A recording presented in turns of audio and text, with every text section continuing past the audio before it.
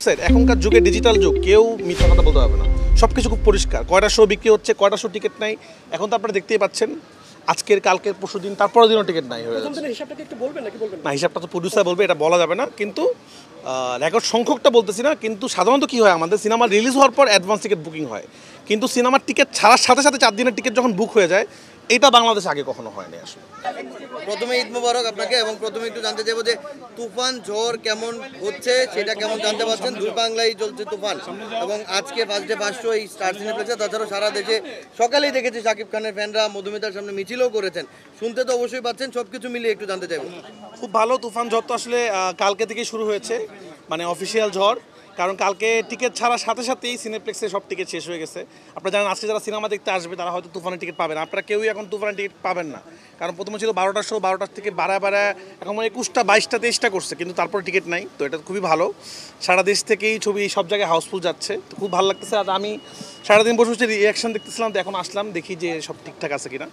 তো দেখা যাক কী হয় আর কি। ওপার থেকে কেমন সাড়া পাচ্ছেন? কারণ ওপারের মানুষরাও কিন্তু তুফান নিয়ে খুব একটা আগ্রহী ছিলেন, এবং তারাও কিন্তু রিভিউ দিচ্ছিলেন। ওদের তো আসলে রিলিজ হয় না এখনও, 28 তারিখ রিলিজ হবে, কিন্তু ওরা তো ট্রেইলার, টিজার বা গান দিয়ে প্রচুর হাইপে আছে, এবং ওরা ওয়েট করতেছে বাংলাদেশের মানুষ কী বলে। তো 100% পজিটিভ রিভিউ পাচ্ছি, এবং সবাই বলছে যে এটা বাংলাদেশে এখন পর্যন্ত সেরা কমার্শিয়াল ছবি। আমি জানি না এখনও কি এটা। তো আপনারা রিয়াকশনগুলো নেন, আশা করি আপনারা দর্শকদের রিয়াকশন নেবেন। আপনাদেরকে অনেক অনেক ধন্যবাদ। ঈদের দিন আপনারা সবাই আসলে আপনাদের ফ্যামিলি ছেড়ে সিনেমা কভার করছেন। তো আমি আপনাদের একটাই অনুরোধ করব যে দর্শক যেটা বলে আপনারা সেটাই প্রচার করবেন, সেটা হোক ভালো হোক খারাপ, কেউ ওইভাবে করবে।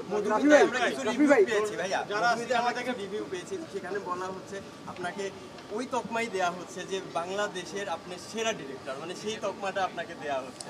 সেটা কিনা জানি না ভাই, আমি চেষ্টা করছি এমন একটা ছবি বানানোর জন্য। আপনারা নিজেরা তো ছবিটা দেখবেন, যেই ছবি দেখলে আমরা প্রাউড ফিল করতে পারবো। আসলে আমি আস্তে আস্তে নিজের ছবি বেটার করার চেষ্টা করেছি। কোরবানিটা আমার জন্য খুব লাকি।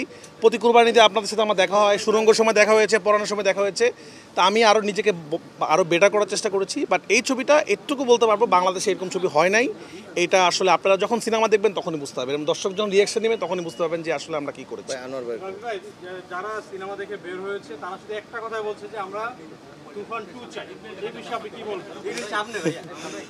তুফান 2 আসবে কিনা এখন বলবো না, আর কিছুদিন যাক তারপরে বলবো। আসলে যেহেতু শেষে কি এটা আসলে এখন বললে কি হবে, সিনেমার মধ্যে এটা একটা সাসপেন্স আছে, আমি এটা নিয়ে কথা বলতে চাই না। দেখা যাক কি হয়। তুফান 2 আসবে, আগ্রহ থাকুক দর্শক। মানে আমি দর্শকদের একটা কথাই বলবো, আপনারা প্লিজ অগ্রিম টিকিট কেটে হলে আসার চেষ্টা করুন, বিশেষ করে সিনেপ্লেক্সগুলোতে। না হলে আসলে আপনি এসে সিনেমার টিকিট পাবেন না, পরে আপনাদেরকে অন্য ছবি দেখতে হবে আসলে।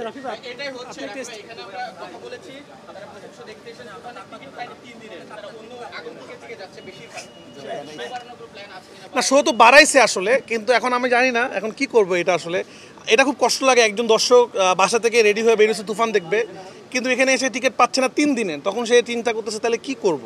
তখন সে অন্য ছবি দেখছে। অন্য ছবি দেখা নিয়ে আমার আপত্তি নেই, সব ছবি আপনারা দেখেন। কিন্তু যে দর্শকটা আসলে আমার ছবি দেখতে আসছে, সে যখন অন্য ছবি দেখছে তখন কষ্ট লাগে। তো যাই হোক, আমি দর্শকদেরকে বলবো আপনারা একটু বাসা থেকে চেক করে আসেন। এখানে আসলে 3-4 দিনের টিকিট নাই আসলে। কিছু দর্শক তো শো বাড়াচ্ছে অলরেডি। কালকে 36টা শো হয়েছে, একদম রেকর্ড পরিমাণ শো। এরকম শো পরান হাওয়া তো আমরা পাই নাই। তো ওরাও চেষ্টা করছে। এখন এইরকমের যে ক্রেজ হবে এটা আসলে আমরা কেউ অনুমান করতে পারি নাই, তাহলে শো আজকে আরও বাড়তো। কিছু দর্শক আমরা দেখছি যে বলছিলেন চঞ্চল সাকিবকে দেখতে আসছেন। কিছু দর্শক আবার স্পেসিফিকলি বলছেন যে রায়হান রাফির একদম যদি শুরু থেকে এই আজকের তুফান পর্যন্ত তারা ছবি দেখছেন, এবং সেই জন্য তারা ছবি দেখতে এসেছেন। এইটাকে আসলে একটা ডিরেক্টরের সাকসেস মনে করেন কিনা? কারণ নির্মাতা হিসাবে প্রতিটা নির্মাতাই চায় ডিরেক্টরস আসলে ইউনিট হবে, ডিরেক্টরস ইন্ডাস্ট্রি হবে। সেই জায়গাটার একটা সফলতা কি বা সুন্দর আভাস কি দেখছেন? সেটা দেখছি, সেটা তো সেই জন্য আমি লাকি। সাধারণত ডিরেক্টরদের কথা এখন ইদানিংকালে ডিরেক্টরদের নামে সিনেমা দেখে না, তো মানুষ যে দেখছে সিনেমা, আমি খুবই কৃতজ্ঞ। বাট যাই হোক, তুফান আমরা ফুল টিম মিলে বানিয়েছি। আমাদের সাকিব খান দুর্দান্ত অভিনয় করেছেন, সেটা আপনারা দর্শকরা কিন্তু বলছেন যে এরকম অভিনয় সাকিব খান আগে আমরা কোনো দিন দেখি নাই। চঞ্চল ভাই তো মাইন্ড ব্লোয়িং, এটা সবাই জানেন আপনারা। তো সব কিছু মিলে দেখি, মাত্র প্রথম দিন তো একটু হজম করতে সময় লাগতেছে। এরকম রেসপন্স পাবো আশা করি নাই। আর স্বাভাবিক, আমার ছবি তো আসলে সাধারণত প্রথমে সিনেপ্লেক্স থেকে হিট হওয়া শুরু করে, তারপর আস্তে আস্তে গ্রামের দিকে যায়। কিন্তু এবার তো 129টা হলে একসাথে চলতেছে, এবং এত রিয়াকশন একসাথে পাচ্ছি, নিজে একটু কষ্ট হচ্ছে আর কি। তো দেখা যাক কি হয়। রেকর্ড করতে যাচ্ছে, রেকর্ড হয়ে গেছে।